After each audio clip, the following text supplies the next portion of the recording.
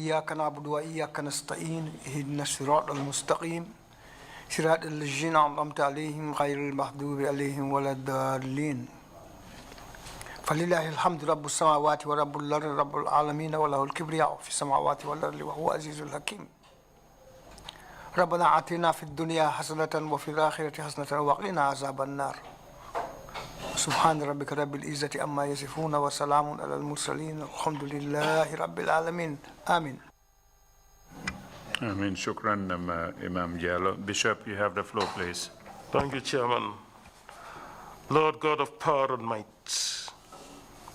the creator and sustainer of all humankind throughout the whole face of the globe, we continue to depend upon your graciousness, your mercy, your sympathy, your compassion, and your love upon all human beings throughout the whole face of the globe.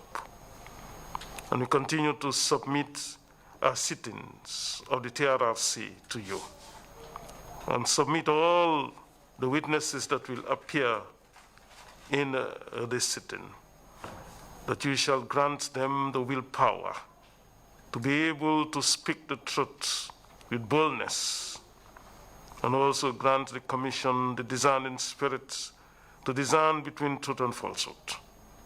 We continue to beg that you grant the population and those that are in the diaspora the patience, the spirit of patience, to allow the due process to take its proper course. And Lord, you being the just judge, we reward each and everyone accordingly. This we ask through Christ our Lord. Amen. Amen. Thank you very much, Bishop Odeko. Councillor, you may proceed if you're ready with this morning's witness. Good morning, Mr. Chairman, commissioners, and members of the audience. Mr. Kambi, kindly bring in the witness, please.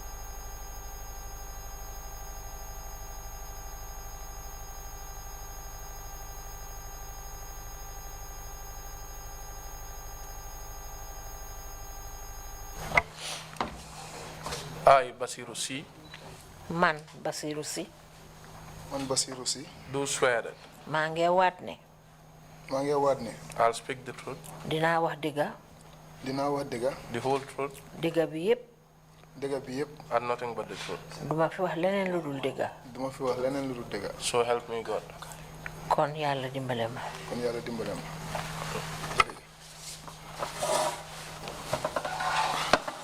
Bismillah.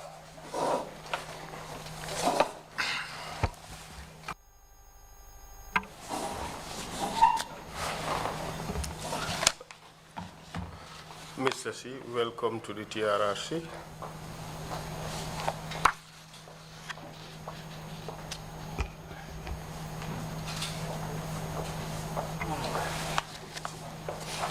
Mr. Sey, welcome to the TRRC. Mr. Sey ñu ngi laa dalal fii ci TRRC Thank you for agreeing to testify. jërëjëf li nga nangu pour ñëw joxe fi sa seede You are called to testify about your work in the NIA, dañ la oo fii pour nga joxe fi sa seede lu aju ci sa liggéey ci NIA especially the unit that you worked for, Special Operations. surtout fànn bi nga xam ne moom nga doon liggéey ñu ko wax special operations And some of the things that Special Operations were called to do during the period before this current government. ak it yenn ci yi nga xam ne ñu ngi leen doon oo pour ngeen def ko ci seen wàlli liggéey balaa nguur gu bees gi di taxaw We would also talk about some of the operations that you participated in. dinañ waxtaanee tamit yenn ci yëngu yi nga xam ne yow sa boppa bokkoon nga ci So, are you ready to commence your testimony? ndax pare nga nag pour commencer joxe sa seede Before you start, I have to warn you that it is a criminal offense under the laws of this country to lie on the oath. balaa ngaa tàmbali dama la bëgg a dénku woon la ne luwaa réew mi bu fekkee ne waat nga ba pare nga wax fi lu doonul dëgga bon yàq nga luwaa bi It is also an offense to provide false information to the TRRC. te it yàq luwaa tamit pour joxe fi ay xibaar yoo xam ne doonul dëgga fii ci TRRC Are you aware of that? ndax yëg nga loolu waaw xam naa loolu. I know that. Thank you very much. jërëjëf Mr. Sey, give me your full names, please. Mr. Sey wax ma sa tur ak sa sant Asalaamaaleykum wa rahmatullah. maa ngi tudd Basiru Sey. My name is Basiru Sey. Place and date of birth. fan nga juddoo ak kañ nga juddoo I juddoo Banjul.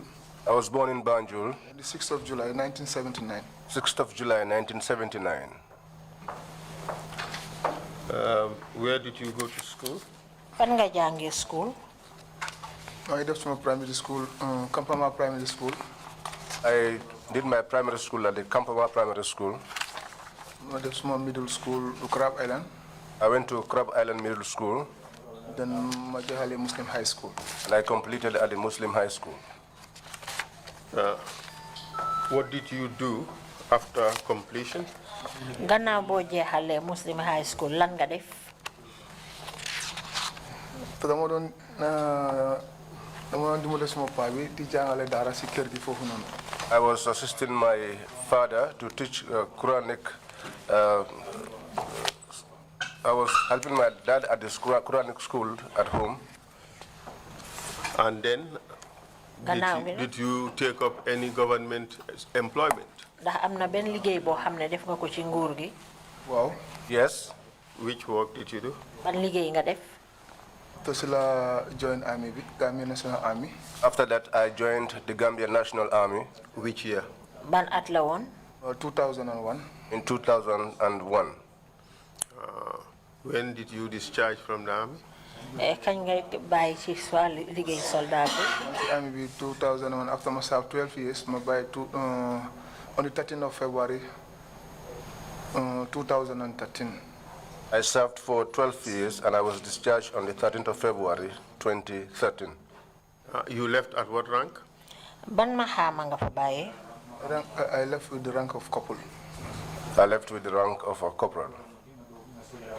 During your service, did you happen to go travel out of the country to do any work? Jamono ji nga liggéey ndax mënon nga tukki génn réew mi pour def fa ben liggéey foofu? Génnoon naa. Yes, peacekeeping. I traveled. I went on a peacekeeping mission. Where? Fan? Dem na Sudan, Gamkoy 3. I went to Sudan, Gamkoy 3. What do you mean by Gamkoy? Bone Gamkoy lolu lum tekki? Gamkoy mo ne Gambia company? Yeah, Gambian contingent 3. Okay. The third Means- contingent which was there. It means the Gambian contingent 3. And when did you, for how long did you serve in peacekeeping? Peacekeeping bobu nga defon nonu ñaata app nga fa am? Dem na for 6 months. It was AU, African Union. I spent 6 months on the African Union mission. And which year was that? Ban at la won? I believe it was 2006. I believe it was 2006. Okay. And when did you join the NIA, having left the Gambia National Army in 2015, in 2013? Bi nga baye Gambia National Army 2013 kañ nga bokka ci NIA bi? I joined the NIA 2015. You were speaking in Wolof, weren't you? Waaw dëgg la maa ngi dugg ci NIA bi 2015. I joined the NIA in 2015. And did you do any training? Am na ben jàng boo xam ne def nga ko ci? Waaw gars yi jox nañu suñ basic recruit training in the NIA. Yes, we had our basic recruit training at the NIA. And when did you finish? Kañ nga ko jeexal? After 6-7 months. That was after 6 to 7 months. And after completing the training, where were you deployed? Bi nga matalee jàng boobu nag fan lañ la ebal pour nga liggéey fa? Waaw seen yow special operation. Then I was attached to the Special Operations Unit. We want to understand the structure of the special operation and the membership during that time you were there. Jamono ja nga fa nekkee dañ bugg a xam béréb bi nga wax ne special operation la ñan ñoo fa nekkoon? Who was the leader? Who was the head of special operations? Kan moo jiite woon special operations boobu? ñun suñ OC bi moo nekkoon Lamin Dabo. Our OC was Lamin Dabo. What do you mean by OC? Loo tekki boo ne OC? Officer commanding. Followed by who? Ku ci toppoon?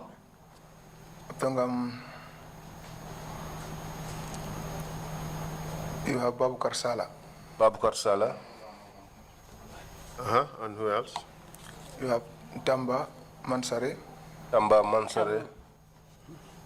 You have Alassane Balde. Alassane Balde. You have Jibril Kanyi. Jibril Kanyi. You have Aliou Soumare. Aliou Soumare. And then you have Echo. Echo. I believe it's Louis Mendy or Luis Gomez, something like that. Proceed. Egale? ñoo nekkoon the same office. We were in the same office. And yourself, Basiru Sey. Yes, am nañ tamit. Ak yow ci sa bopp tamit bokkoon nga ci. Is there a person called Omar Sane? Dafa am kenn ku ci tuddoon Omar Sane. Am na ñu nekkoon outside bi ñu daan ñëw si office bi Omar Sane. Omar Sane, there were some who were outside who did not come to the office. This special ops, the officer commanding, who was he reporting to? Seen ñooñu nga xam ne ñooy special operations ñooñu ki leen jiite woon moom tamit ci ron kan la nekkoon? Ci ron director general bi. The director general. Who was the director general at the time? Jamono boobu kan moo nekkoon director general? Yankuba Baji. Yankuba Baji. Good. As far as you know, comme yow fi nga xam ne fa la sa xam-xam tollu. Mr. Witness, you are under oath. Seede bi da nga waat. have an obligation to speak the truth. nag da nga wara wax li nga xamne moy dëgga.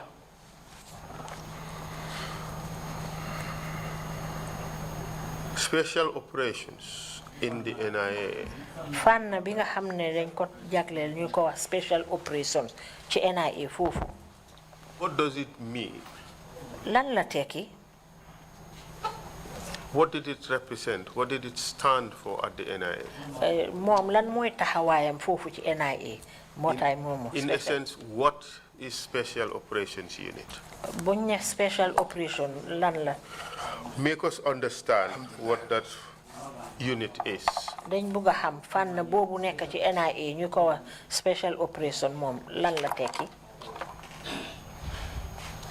To do. By my understanding, I think we were there to do special. I apologize. I apologize. Dama tek ni ñun sun office bi ñun liggéey bi ñu dé sante rek liggéey nga xamné la duñ ko dé sante kenn. I believe our office, what we do is would those be? Lolu nak yan façon liggéey lay doon? Most of the time daf dé nekk liggéey yi nga xamné tamit daf dé joggé ci kaw rek sun aussi dafa dem ci DG ñew ci ñu liggéey bo xamné dafa joggé maybe from the president. Most of the time our assignments come from the top. Our OC would go to the DG and get instructions, and probably those instructions too must have come from the president. Why do you think that? Lu tax nga foog lolu? Because ñun doon dugalantel ñep ak ñun daan jël yépp tamit so xolé ñoma president bi ñoo day jëflanté.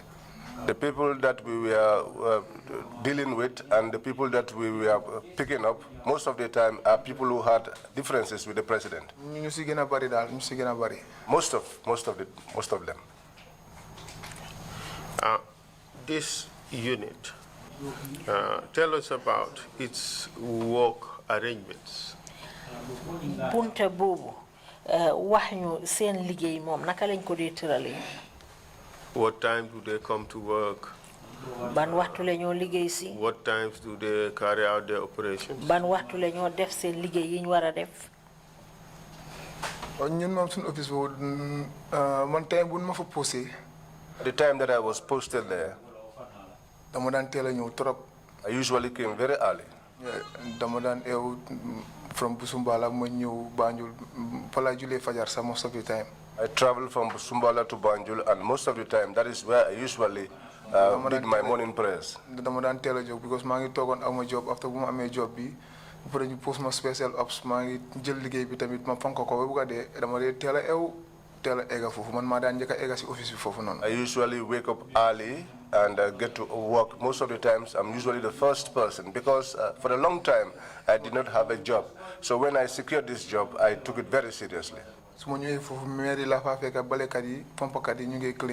I come there, it's the women I find who are doing the cleaning, and those are the ones I usually find in the office. After it got to a point where even my colleagues said to me that you are usually early to work. Most of the time,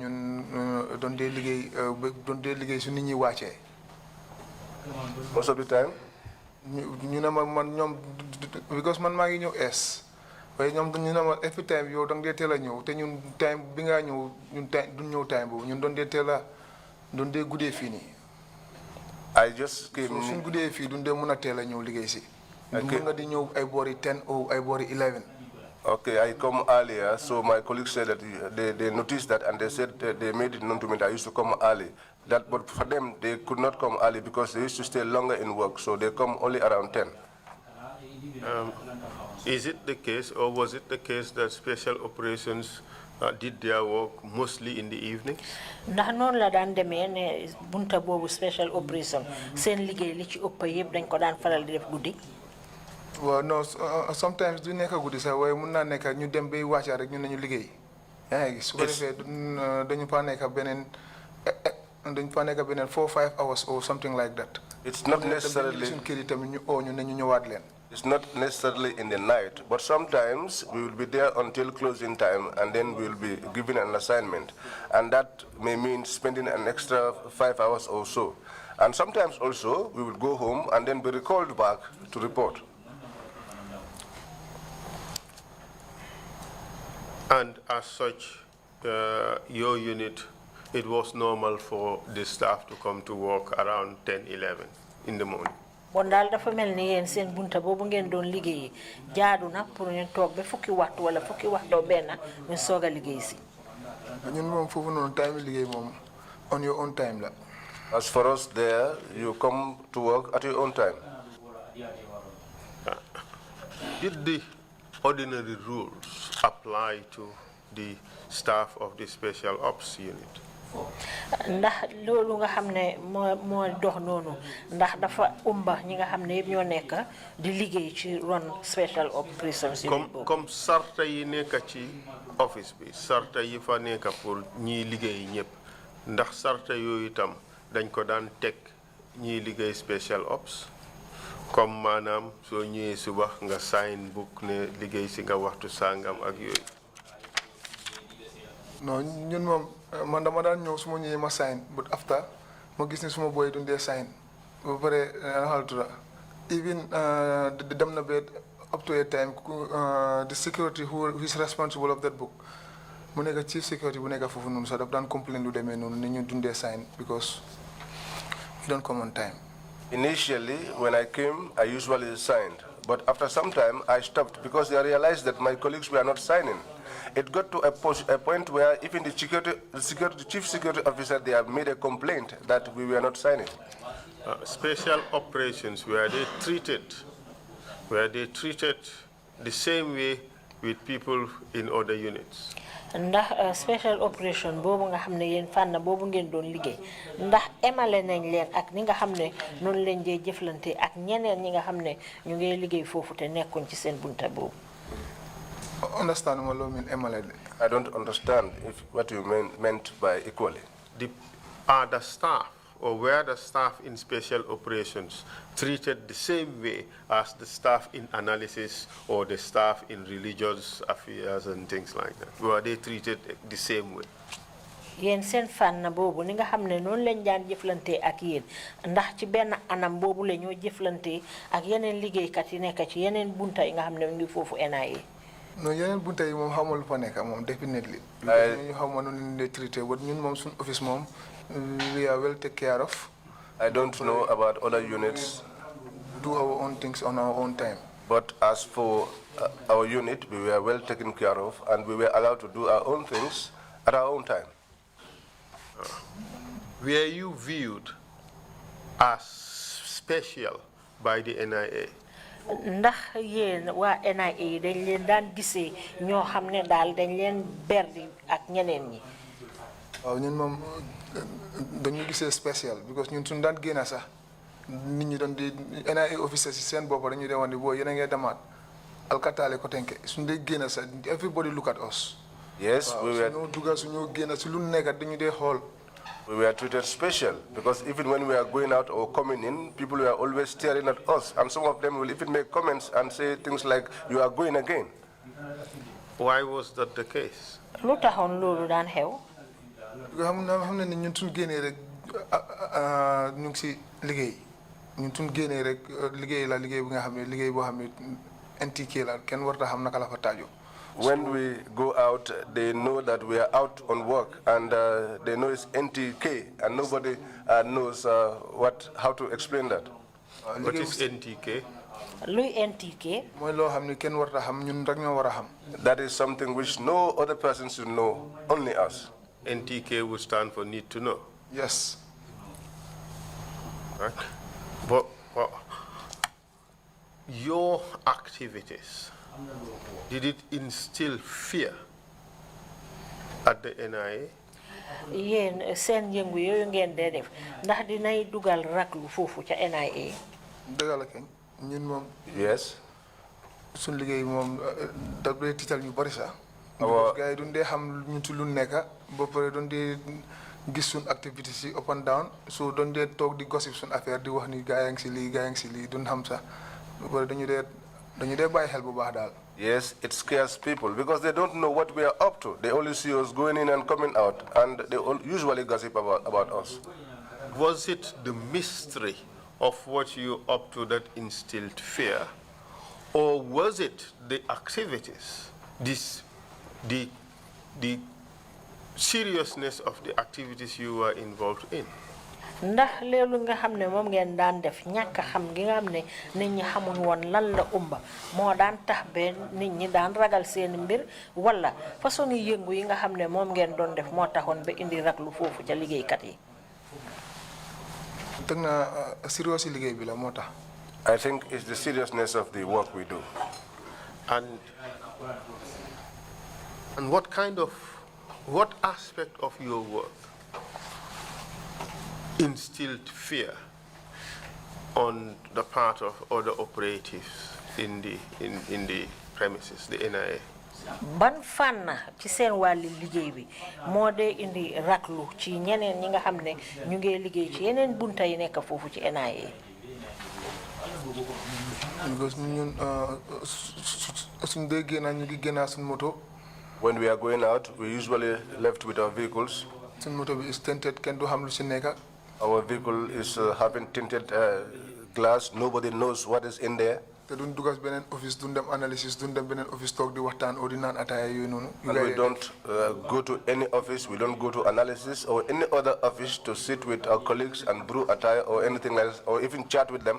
ñu ngi toog suñ side ñu ngi def suñ liggéey daal. We are secluded, we are only at our area and doing our work. That by itself would not instill fear on anyone. loolu rek ci boppam day munta indi raglu ci kenn. waaw xam nga fii moom nit ñi suñ la gisee yaa ngi duga di génn te xamul si loo nekk te ñu teg ni yaa ngi garaaw fekkate yow sa yaa ngi def sa liggéey yow xamuloo naka la fa taajoo. You know, when people see you going up and down and they don't know what you are up to, sometimes they just assume that you are dangerous or something like that. Mr. C, isn't not really the brutality with which people who come to the special ops were treated, which actually instilled fear, and not the fact that people just see them going up and down? ndax nekkut ne nag toroxtaane bi nga xam ne moom lañ dee teg ci kaw nit ñi dee ñëw foofu ci seen fànn boobu moo dee tax nit ñi di tiit di ragal seen mbir waaye nekkut ne liggéey yi nga xam ne moom ngeen di def la. Exactly loolu la because sometimes gars yi dégg ay yuuxu foofu noonu. Exactly. Because most of the time duñ dee bëgg a def yooyu bëccëg bi waaye am na ñoo xam ni foog ñu understand nga si bëccëg bi noonu so loolu tamit su ko gars yi déggee gars yi dañ dee nii di wax duñ xam naka la fa taajoo so yooyu yëpp daf dee ragal loo nit ñi sax pour ñu ñëw suñu environment. Exactly, that is it. Sometimes they hear screams from our end, and sometimes we don't even want to do things in the daytime, but in some occasions we have to do that. And so when they hear these screams, they are perplexed. They don't know what is really happening. Isn't that in fact the reason why whenever your team set out to go on an operations, they tell you Alberta Lekotenke? ndax loolu rek sax warut a tax be yéen seen kuréel googu saa yi leen jógee pour génn pour defe seen liggéey rek ñu ne leen ah yéen a ngay demati de. True. And why would they say that? lu tax ñuy wax loolu. because am na ni ñun suñ génnee suñ dugasee mooy loolu noonu gars yi dañu dégg loo xam ne mooy loolu noonu foog ñu dégg ku ñëw nañ laaka olof fi mu nekk ñun suñ dugasee gars yi xam nañ ne mooy loolu noonu mooy lan. mooy ni ñu mooy ne am na kun jëlee o am na kun isi o am na si kun lu nekk loo xam ni daal kenn du xam. dinañ ko teg mbugal gu métti soo moytuwut. waaw te soo moytuwut dina ko fa kenn du ko gisati dina ko fa teg 2 days 3 days yoo xam ne kenn du xam kan a nekk si biir dañoo bëgg a xam kan la duñ mun a xam kan la. Yes. la gars yi dee disabodi foofu rek. When we go out they know that we are up to something sinister, and when we come in, they would suspect that we may have someone who would be kept for 2 or 3 days, and because of they not knowing, that used to also add onto the mystery about us. But would you also agree that the screams even adds to the mystery as to who that is or what is being done? foog loo ne yuuxu yi nga xam ne sax nit ñaa ngi dégg muy bàyyee ko foofu ci seen bunta bi noonu loolu yokka na li nga xam ne tax na ba nit ñi di jaaxle di xalaat kan la doon ak lan la fa nekk di def. Tell me, whether I am wrong. léegi wax ma mun naa juum. Would you say that the Special Ops Unit was in fact the junglers of the NIA? mun naa wax ne yéen seen bunta boobu ñoo wax Special Operations Unit nekkul ne mooy fànni jongla yi nekk foofu ca NIA. You can say something like that. Mun naa nekk. It can be.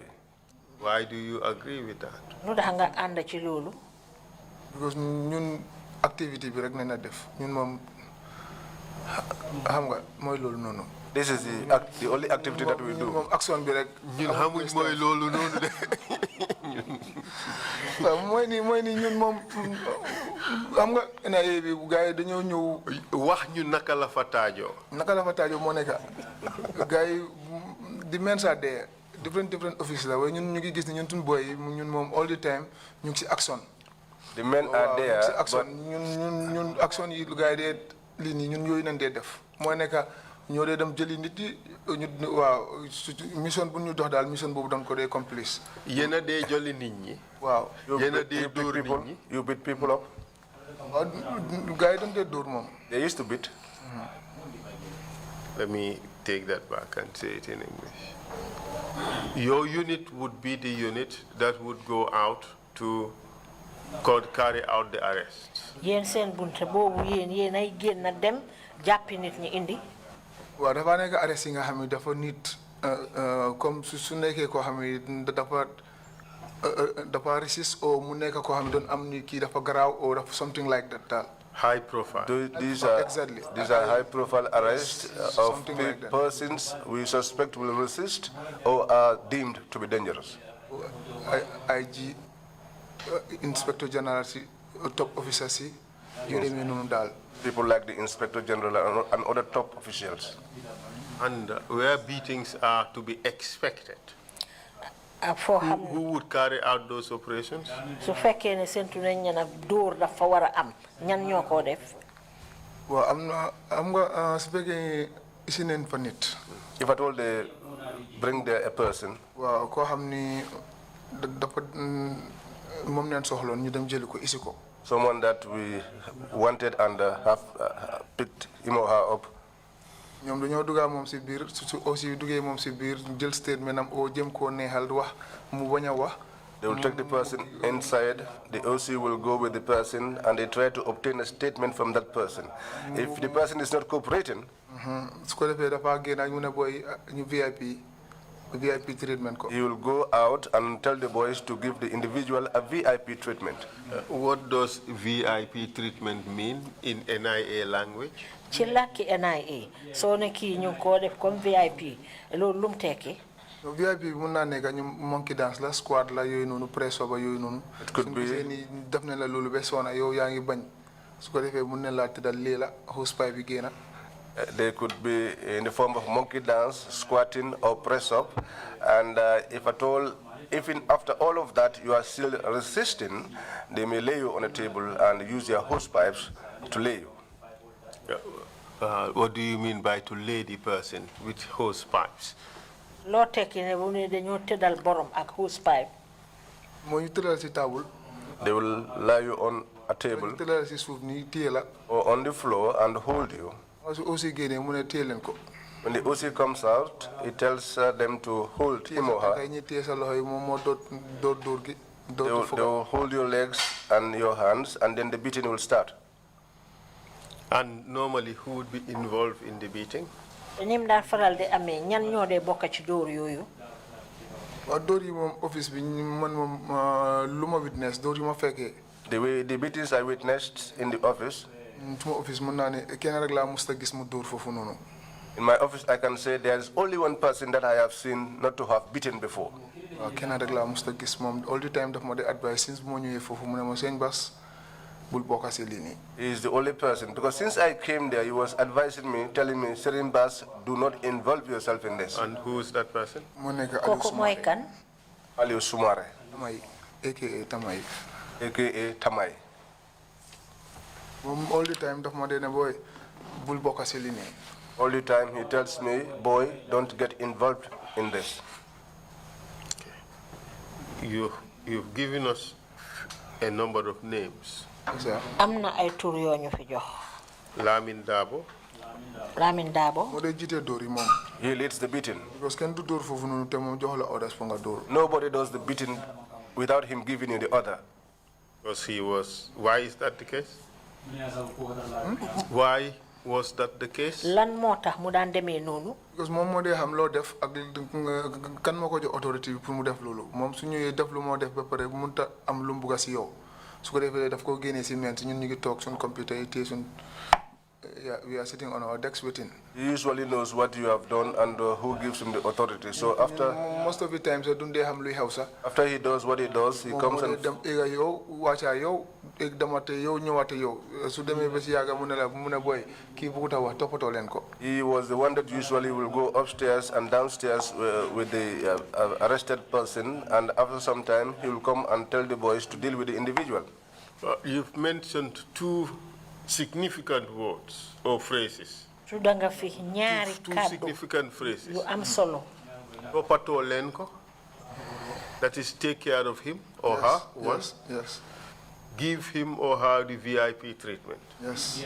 Benn bi mooy wax ne toppatoo leen ko beneen bi mooy ngeen jëf ko li ñoo wax VIP treatment. Are the two the same or are they different in terms of gradation of punishment? Ndax ñaar yooyu yëpp benn la wala ni ngeen leen dee mbugalee dañ ëppante.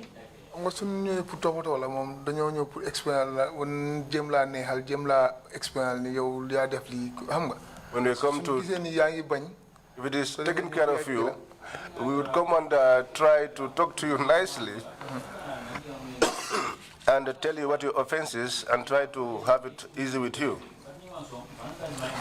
But what does talking to the person nicely entail? Does it include threats? Does it include lan la tekki bu dee wax nga ne dañoo wax ak yow ci waxin bu neex lum tekki daal da ngeen di tiital borom wala lan ngeen koo def. man su nekkee man suma masque yi man dama la expérience wala ni suma mag gi yow xam nga fii naka la fa taajoo it's better yow nga wax o nga explain.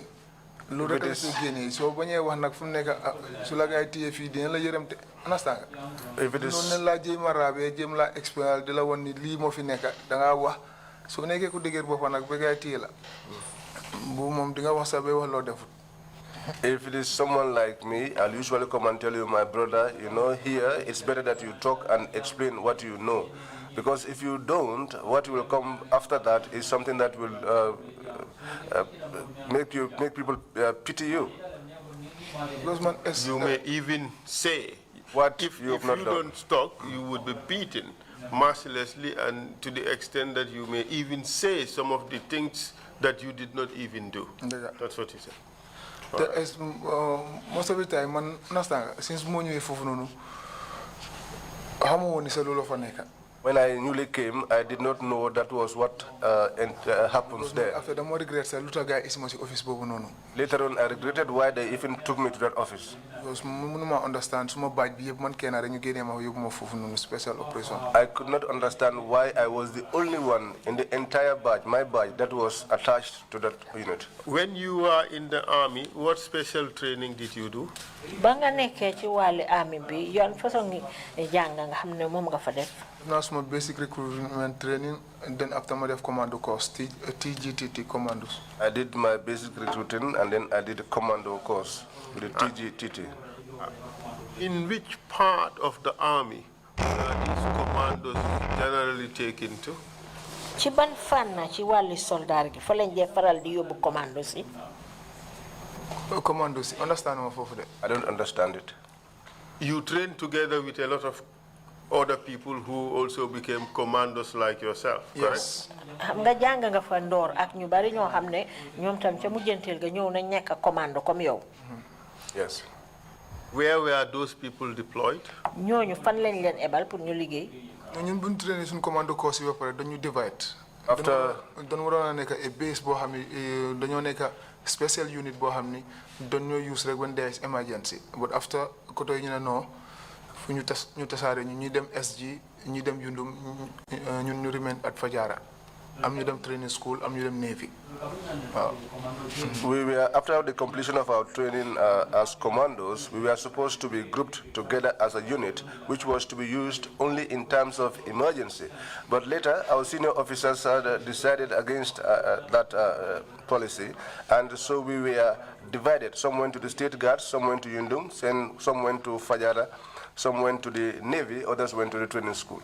I remained at Fajara Barracks. Well, man said, don't know you won Navy at the beginning. Selama benen koto gene fofu mune bus is from Banjul, ki du muna deluwat Banjul liggéey Navy. I was SG. Deployed Fajara Barracks. I was deployed to the Navy initially, but one senior officer said, no, bus is from Banjul, and that was, so he cannot be taken back to Banjul. So that was where I was taken from the Navy and redeployed to Fajara. But some of your colleagues, those who were in the same class with, where were they deployed? ñeneen ci sa naataango yi nga xam ne yéen ñëpp a nekkoon benn classe bi ñooñu fan lañ leen yóbbu.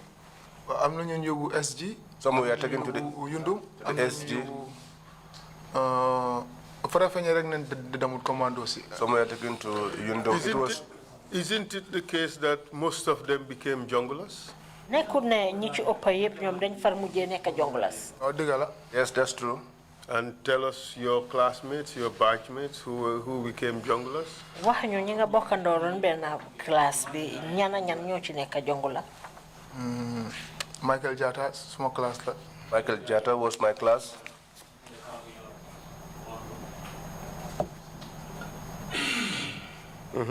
Fansu Nyabali suma class la. Fansu Nyabali was my class. Aliou Jeng suma class la. Aliou Jeng was my class. Rambo suma class la. Rambo was my class. Rambo, Mustafa Sani. No, Rambo. Which one? Boy, partner Turambile. We hamuna Rambo la hoga SG dal state. Oh, Rambo. I forgot his name, but that was what he was called. Rambo by. and who else? Ñu dal ñoko nekkon suma way Aliou Jeng, Fansu Nyabali, Michael Jatta. Boy small class 24 intake yu nekk ci jongula ci yeb small class nen. All the members of the 24 intake are my class. And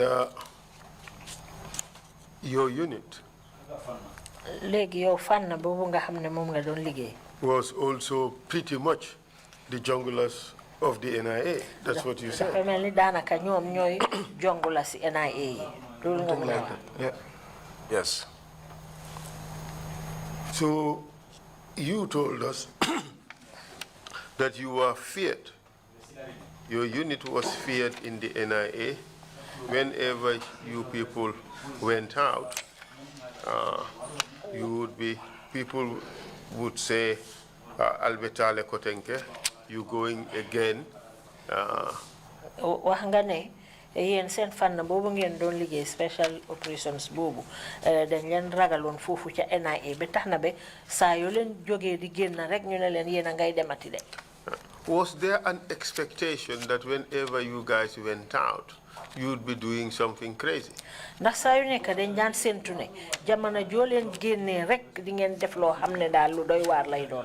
noonu la ñuy gars yi daan gisee waaye nag most of the time du daan demee noonu sometimes dañ dee génn def suñu def sax suñoo génne dem uti ndéewoo sax dañoo teg ne ñu ngi dem defi dara.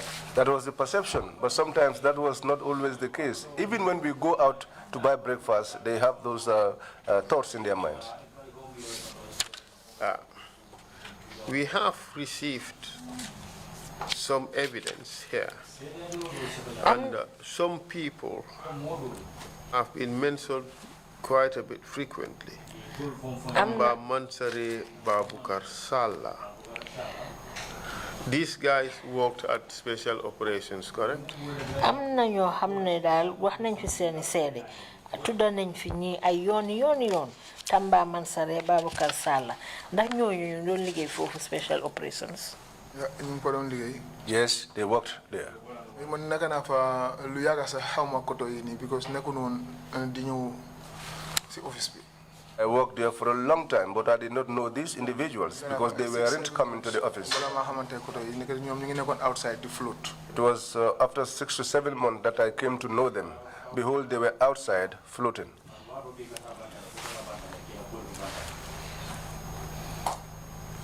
How about this person called Assassin?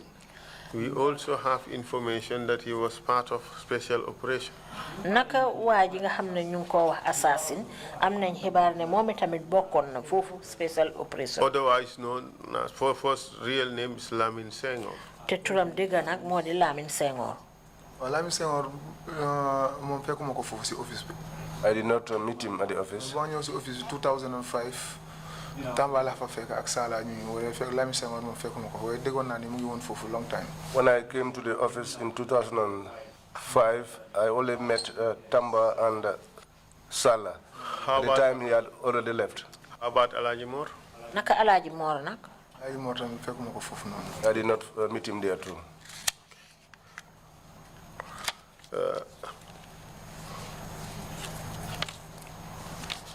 Now let's talk about some of the operations that you have participated.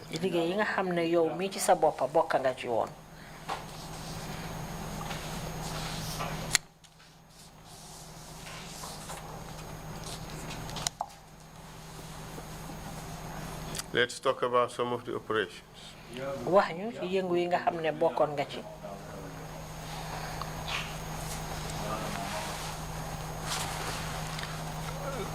Understand what bro? I don't understand.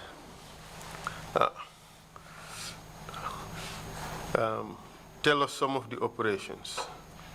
Wax ñu yenn ci sa wàllu liggéey yi nga doon def. Ci operations wax ñu ci special operations seen génn yi gaay di dem ak liggéey yi gaay di def nañ door di waxtaanee ak yooyu benn yi nga xam ne fekkee nga ko. But let's start with, at the outset, what was your work? What was your role at special operations? Chen door fega nak yow mi ci sa boppa lan moy won sa liggéey lan moy won sa taxawaay ci wàllu liggéey bi. Man since bu ma posé foofu noonu dama ñëw ci office bi ñu introduce ma men ci won ma ni ñi ñoo nekk men ci way fi everything is confidential. When I newly came, I was introduced to the men and I was told that everything that happened inside there was confidential. Most of the time directives yëpp dafa jógee ci président bi. And that most of the directives came from the president. Dafa mel ni ñun special operation bi ñun dañ fa nekkoon rek pour a big man bi. So it looked like we were there as special operatives for the big man. Did you have any regular contact with the junglers? Ndax ding daan am jokkoo go xamne the special operations unit I mean. Yeen wa special operation unit ndax daan ngeen faral di jokkoo ak ñi nga xamne ñoy jonglers yi. Wa nekk naa fa lu yàgg nag musuma xam ni sa jonglers yi doon dee ñëw foofu noonu. I was there for a long time, but I never knew that the junglers usually came there. Waaye si keesi Jokosow bi. But in the case of Jokosow, Abbas Jaaju. Foofu laa gisee gars yi door di ñëw foofu guddi. That was when I saw them coming there in the night. Because most of the time, so guys and operation, operation, it was not like you were present in every operation. There were some operations which will be taking place while you were in the office but not aware of. And when it's time to close from work, you'll be asked to go home.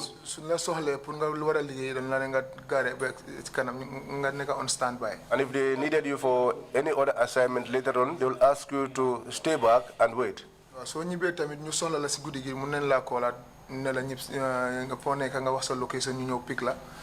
And if you went home also, if they needed you in the night, they will call you and ask you of your location, and they will come and pick you up.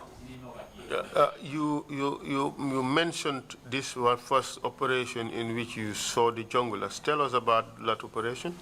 Wax nga fi lu aju ci yëngu liggéey boo xam ne yaa ngi ko doon def fa nga njëkk a gisee jonglers yi wax ñu booba naka la demee. Boobu moo nekk 419 na si ñoom kii nii intérêt ji Jokosow bi. That was the case of the 491ers, the case of Jokosow. 419ers. tapale nit ñi di leen nax ci la ay domital wala dara ne la li gold la o diamond la o yu demee noonu o ne la dama jël xaalis ay keesi xaalis di la nax daal. These were the fraudsters who will bring fake, we were dealing with fake diamonds, gold and money. Yeah, the commission really is not interested in investigating fraudsters or 419ers, as you call them. Commission bi diga ñoom itelu len lool pour ñu def ay gëstu ci ñooñu nga oyé 419 muy njublang yooyu. Njublang yeeg tapalekat yi ñooñu du suñ soxla. But we interested in the human rights violations that were occasioned on all Gambians. Li nga xamne mo ñu itel dal moy yaxa yelleef yi nga xamne ñoy doom adama tem tegu won ci ñi képp ko xamne wa Gambia nga. Including murderers, torturers, thieves, fraudsters, students, housewives, everybody whose rights were violated. That's what we are investigating. So tell us about these people, what happened between them and the NIA.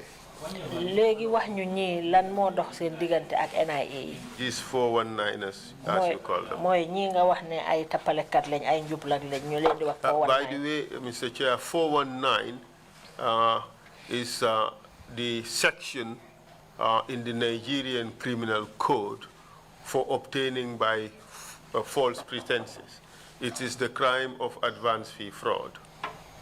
That is what is nowadays in street lingo called 419.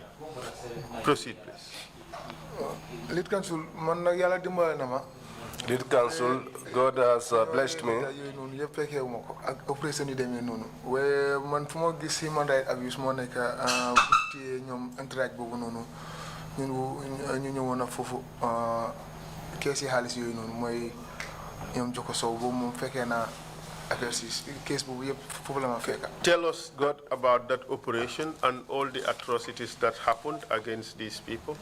Wax ñu li nga xamne mo xewon ci li nga wax ni mbir yi ñom Joko Sow ñooñu ak la nga xamne yépp mo fa xew ta warta am. Waaw ñun doon tok after sun aussi Lamine Dabo mu ñew mu ñu dafa am yena money tabulas. We were sitting down. Later, our OC Lamin Dabo came and told us about some money doublers. Coastal Road. They were at the Coastal Road. The team la way am na ñoo xamni ñu ngi wara ñew am na ko xamni ñu ko wara pick ci airport bi am na information ne mu ngi ñew Gambia. That they were a team and there was one that was to be picked from the airport that they got information that he was traveling to the Gambia. Am na ñu nekk Coastal Road. There were some at the Coastal Road. Before after turntable before the Sukuta traffic lights. One was also at turntable before the Sukuta traffic lights. When after the order, some piggy key, more they watch a key, kitam watch a key, kitam watch a key, no name on a So one after the other, when we pick one, the person will name another accomplice, and we pick them one by one. And tell us about that operation. Give us the full details as to what happened. Who went in that operation? Legi wax ñu nak liggéey bobu nonu yeb yëngu bobu ngeen doon def ñan ñoo ci demoon ñana ci bokkoon. Man maa ngi fa woon. I was there.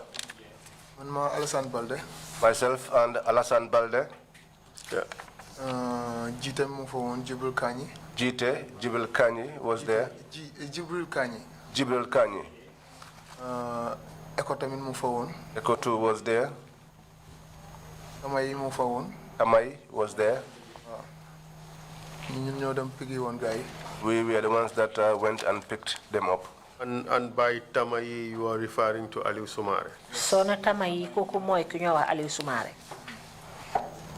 Where did you go first? Ban ngeen njëkka dem?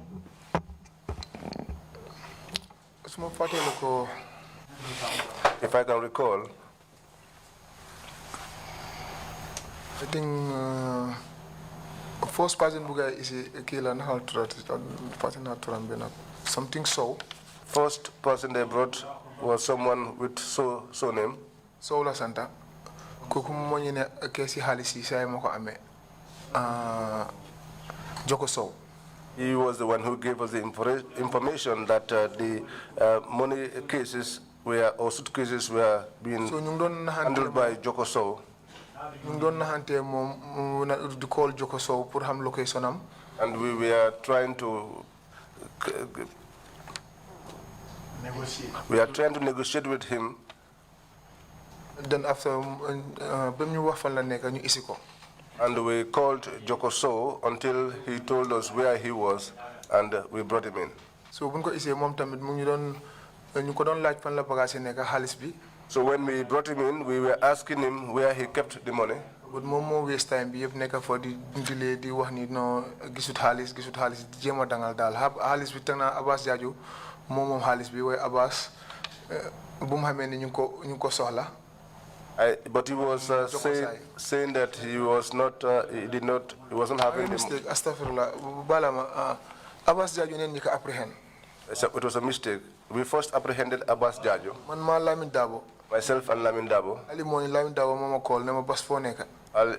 Lamin Dabo called me early morning and asked where I was. Ma ne ko maa ngi Busumbala. I told him I was in Busumbala. Ne ma ñu meet Airport Johnson. He told me to meet at the Airport Johnson. Ne ñëwee ba Airport Johnson ma fekk fa seen moto bi ma duga. When I came to the Airport Johnson, I found a vehicle there and I boarded.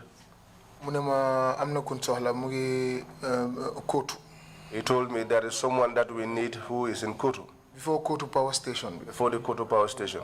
Maybe a story building on your left hand side. The yellow story building by the left hand side. He said that was where Abbas Jaju's office was. Does the building have a name? I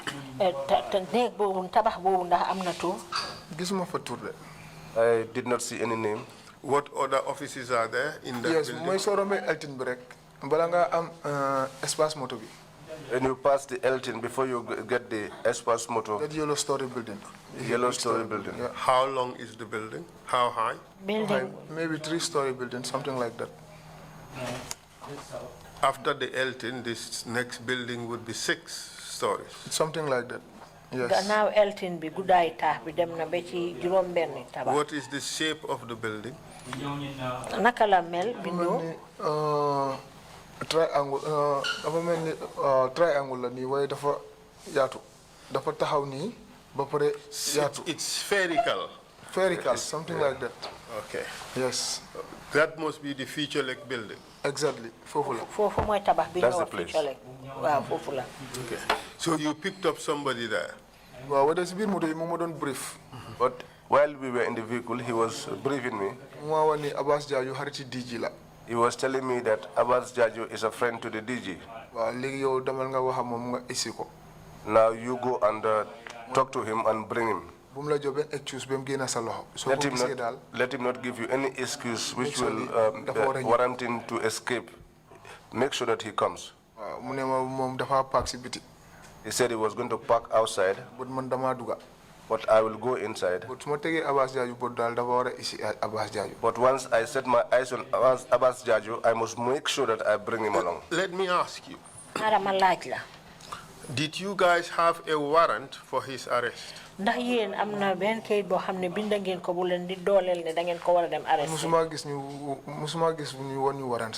never saw anywhere where we were shown a warrant. It was not that he told me to arrest him. He said that I should invite him to the office. But you were told that he must come. Yes. So didn't that mean that he had to come with you by force? Whether voluntarily or involuntarily? True. From what you know, was that in compliance with the law? No. It was not in compliance with the law. Okay. Tell us what happened after that. wax ñu lu xew nag gannaaw loolu. neen dugal si building bi ma laajte security bi mu ne ma Abbas exegut but léegi tey mu ñëw. So I got into the building and I asked the security, and he said Abbas has not yet reported to work, but he was coming very soon. So fu ma génnee suma téléphone bi ring mu nekk Lamin Dabo mu call ma mu ne ma mu ngi noonu mu ngi dugal si moto mbaa nekk noonu. So as I was coming out, I got a call on my telephone, and it was Lamin Dabo, and he told me, there he is, he's just coming in. So ma bàyyi ko ba mu park ma dem fekk fu mu taxaw bala ma wàcce si moto bi man tamit ma wéef ko mu wàccee weeram bi ma ne ko dama la soxla. So I followed him and to where he parked his vehicle, and before he could alight, I waved at him, and he went down his car glass, and I told him, I want to talk to you. And when I realized that the door of the vehicle was not locked, I opened the door and went into the vehicle. That was where I told him, we need you at our office. Did you identify yourself? Yes. I'm from the office of the president. Yes, I showed him my warrant card and told him that I was from the office of the president. That statement is usually your cover, isn't it? You are from the office of the president. It feels like you are innocuous, harmless civil servant who was sent to just come and deliver a letter. Lolu dal dafa melni lolu da ngeen don laxatu ci gannaaw lolu wone ne yena nga baye ko ci office president bi. So xolé instant bi lolu mo nekk suñu warani office of the president, that's the address. But if you look at it also, that is what contained in our warrant, office of the president. So bu ko wone after mom tam mu comply mu ne ma hana ban office mo ne ko special operation sila re. When I showed him that, he complied and asked me which office. I told him special ops, and that was when he laughed. At the time, he was speaking on the telephone. But eventually, you went to the NIA.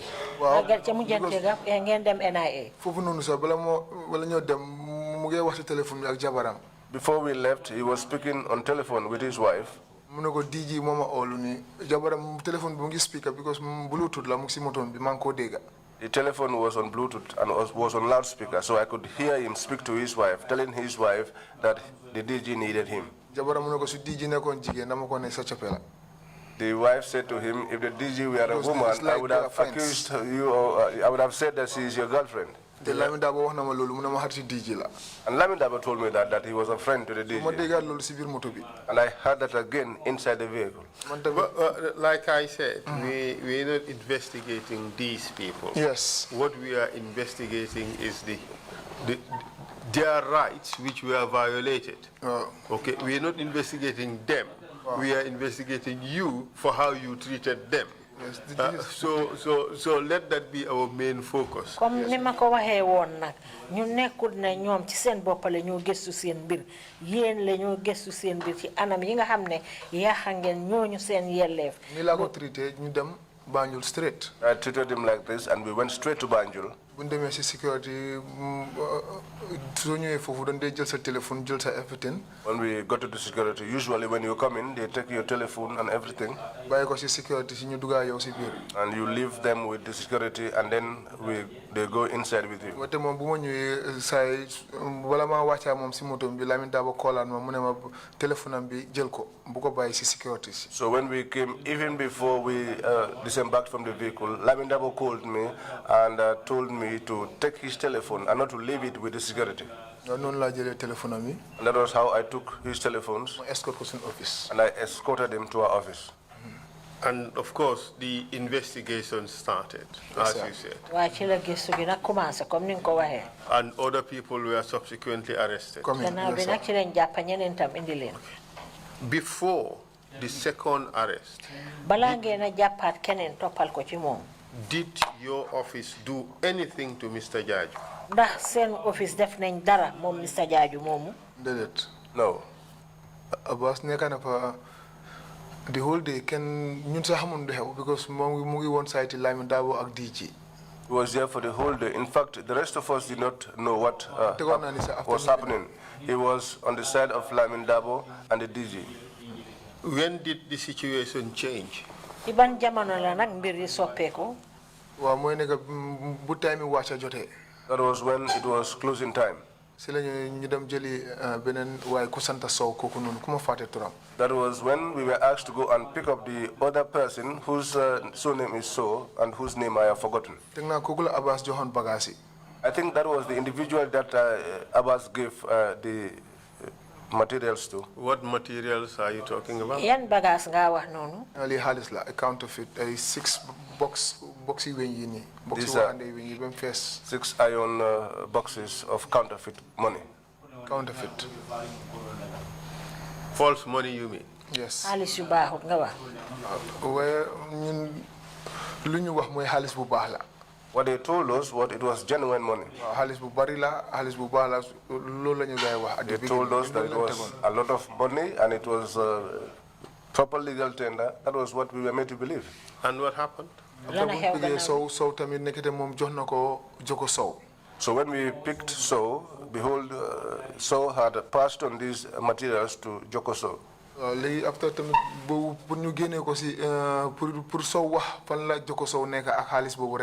was a problem It was difficult for So to tell us where Joko So was and where the money was. It was difficult, and that led to him being beaten. These are the things we're interested in.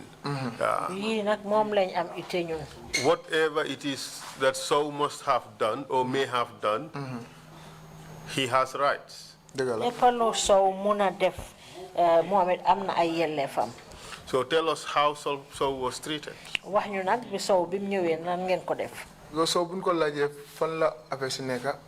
we asked him where the things were, he was not prepared to talk. He was not complying. And he was not complying. He was not prepared to tell us where these materials were. So when Lamin Dabo brought him, he told us to give him the VIP treatment. So we started having him to do the monkey dance and to do squatting. He did it for some time and then he said he was tired, he could not continue. And he sat down. And we asked him to do some press up. I hope in your case it's not just so to get some physical exercise, as we were told the other day. No, it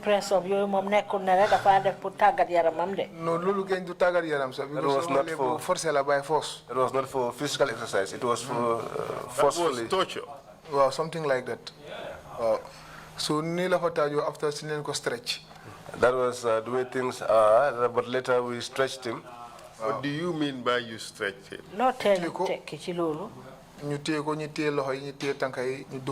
We stretched him, some held his feet, others held his hands, and we beat him up.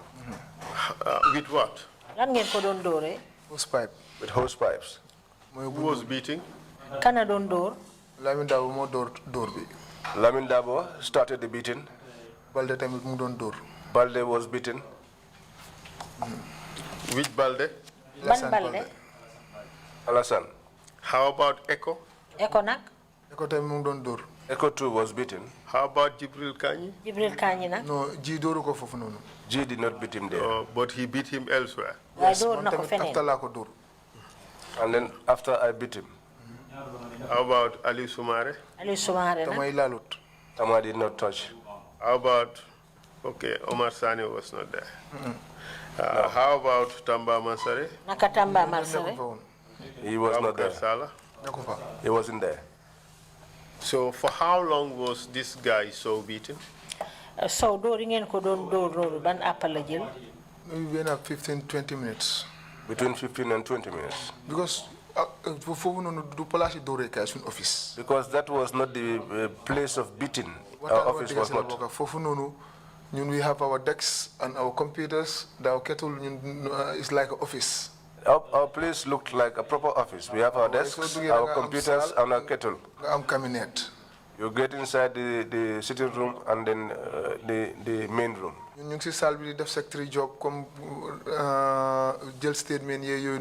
We were in the first room doing secretarial work, taking statements and things like that.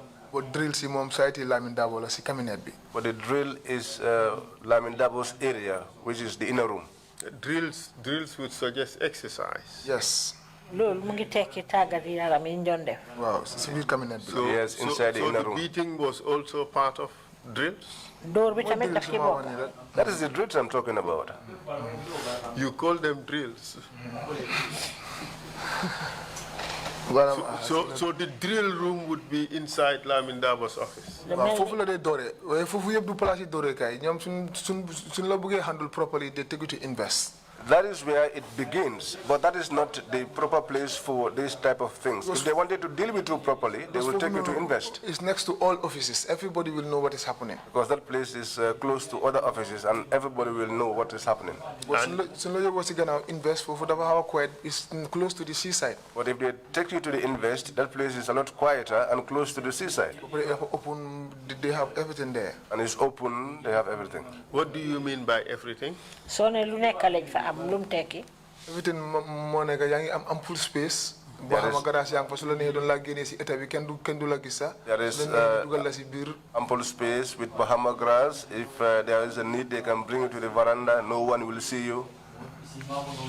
And how about the torture implements, the tools? Do they have them there too? Naka jumtuwaay yi nga xam ne moom lañ leen de mbugalee nag ndax yooyu tam nga fa. waaw am na jumtuwaay yu ma dégg fii si télé bi waaye man moom dëgg musuma faa gis benn jumtuwaay su passé pour ni bagage yi pour dóor nit la. non musuma ko faa gis foofu suñ fa waree dóor nit booy ñoo dee dem ñu improvise uti ay banta ñi uti ay hose pipe ñi dem uti leneen wala pour ni doon fa am ay bagage yoo xam ni pour dóor rek la. No, some torture equipment have been mentioned over television, which, truly speaking, I have not set my eyes on. When it comes to beating, the boys will improvise. Some will go and get sticks, others will use hose pipes. But those things that have been talked about, I have never set my eyes on them. I have an investment. It's a big hall.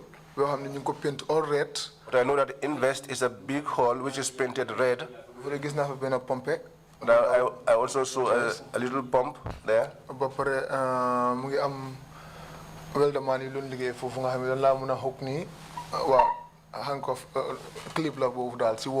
There were also clips on the wall. I saw those in invest. How about the torture table, the iron table? Naka tabuli weñ bi nga xamne nak gisuma ko invest mais time bu ma ñew fofu fekk gaay gene ko waye man fekkuma invest table fofu non I did not find it there. Perhaps before I came they had already removed it. It was removed in 2017. From 2017 ci lañ ko fa génné. How could you have missed it? Bon naka nga fexé be do ko fa fekk. Duñ dan dem invest. We never went to invest. Invest mom ñu fa dan dem moy ñun suñ amé mata bo xamni daf ñu disturb. If we had a matter that was disturbing us, or we could not get anything out of our detainee, our captive. Then they will make their own arrangement. You said then the junglers will come. They will make their arrangement and select 2 individuals who will come in the night, and then the junglers too will come.